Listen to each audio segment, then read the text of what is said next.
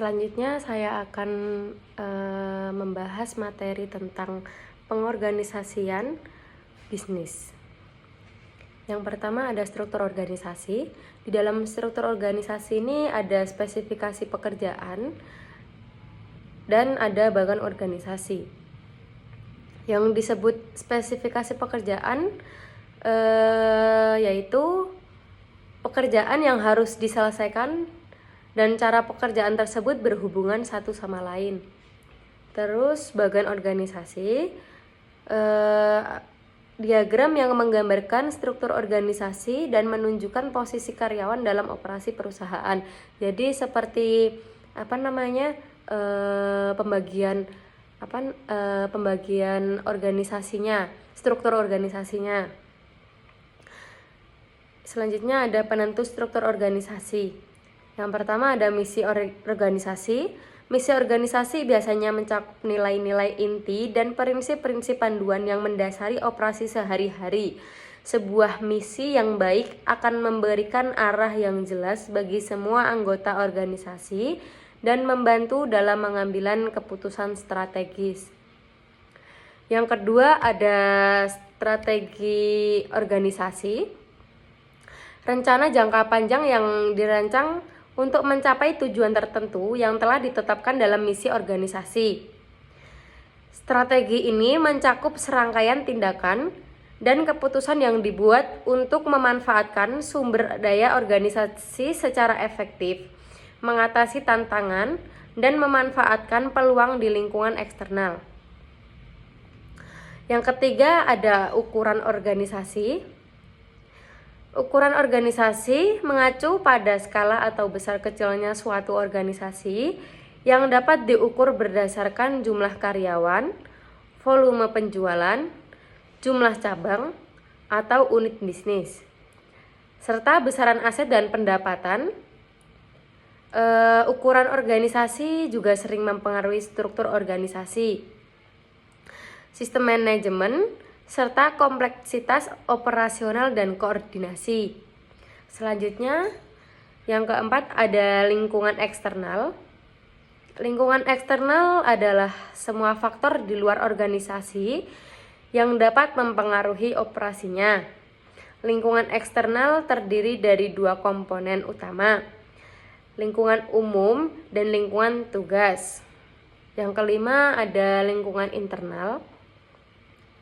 Lingkungan internal adalah faktor-faktor di dalam organisasi yang mempengaruhi operasinya.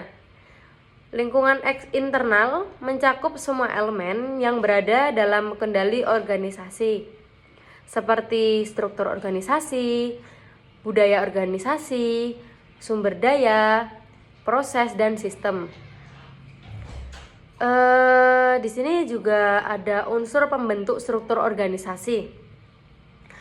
Yang pertama ada spesialisasi, yang artinya proses mengidentifikasi pekerjaan spesifik yang perlu dilakukan dan menunjuk orang yang akan melakukannya. Selanjutnya ada departementalisasi, yaitu menentukan bagaimana mengelompokkan orang yang melakukan tugas-tugas tertentu.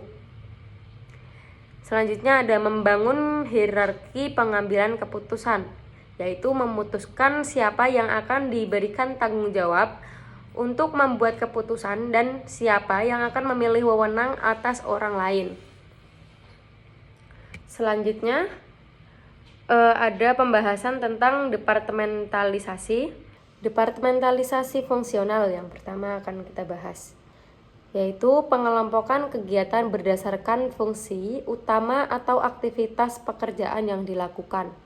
Contohnya, sebuah perusahaan mungkin memiliki departemen pemasaran, produksi, keuangan, dan sumber daya manusia. Selanjutnya ada departementalisasi produk.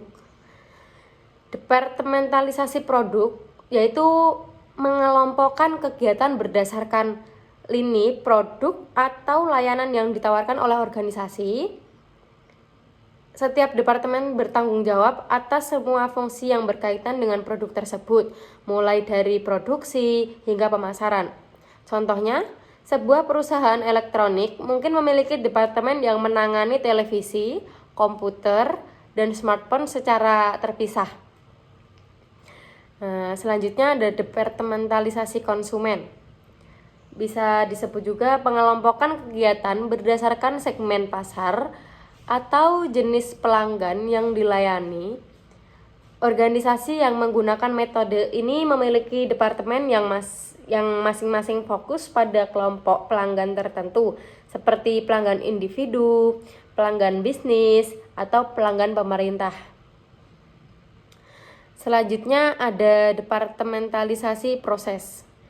Departementalisasi proses yaitu mengelompokkan kegiatan berdasarkan tahap atau proses spesifik yang terjadi dalam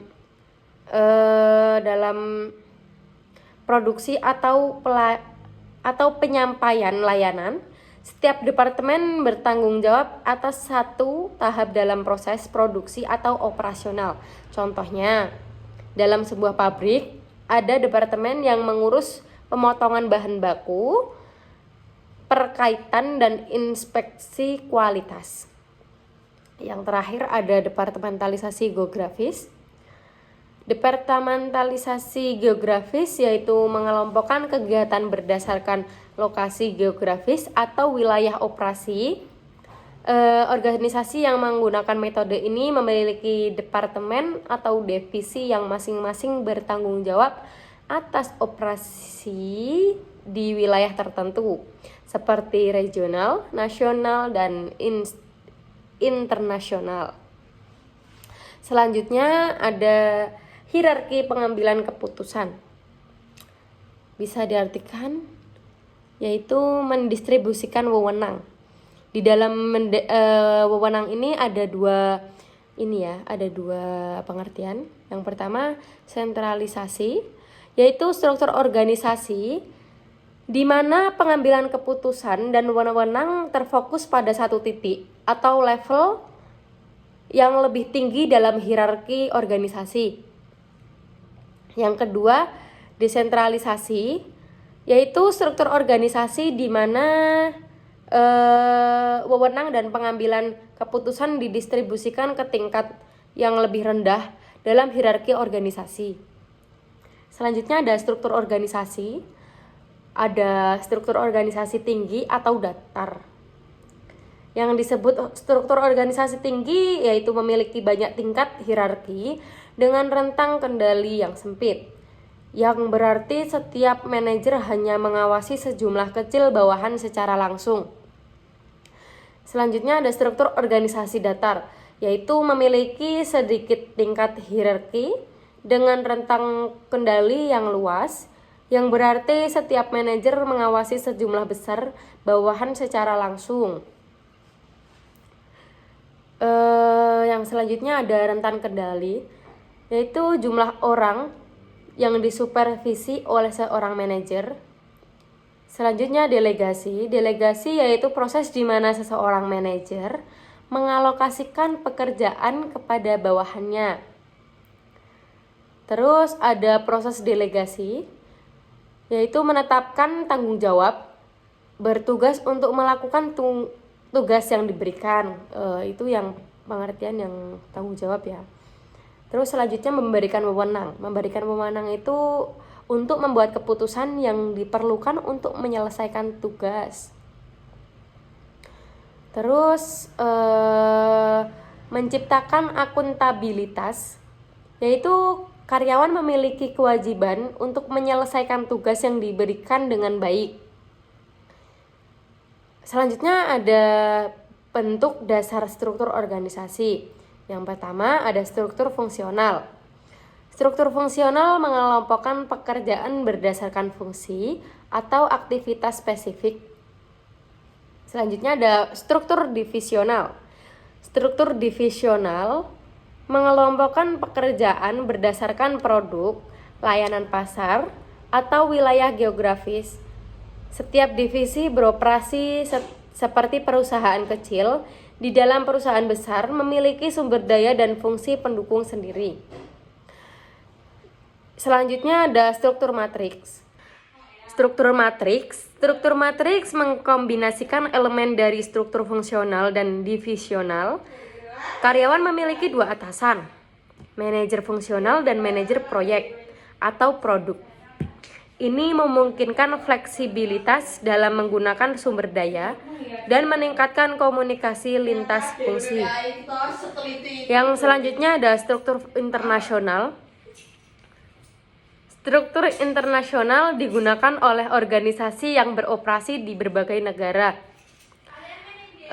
Selanjutnya ada organisasi informal.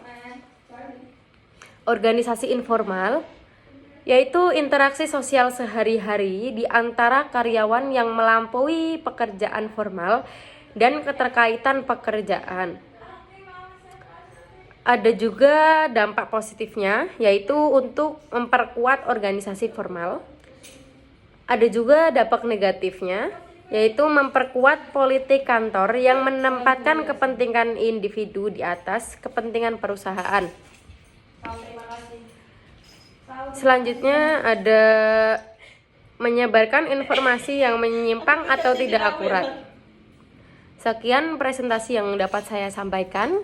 Jika ada salah kata dan materi yang kurang saya menjelaskannya, mohon maaf. Wassalamualaikum warahmatullahi wabarakatuh.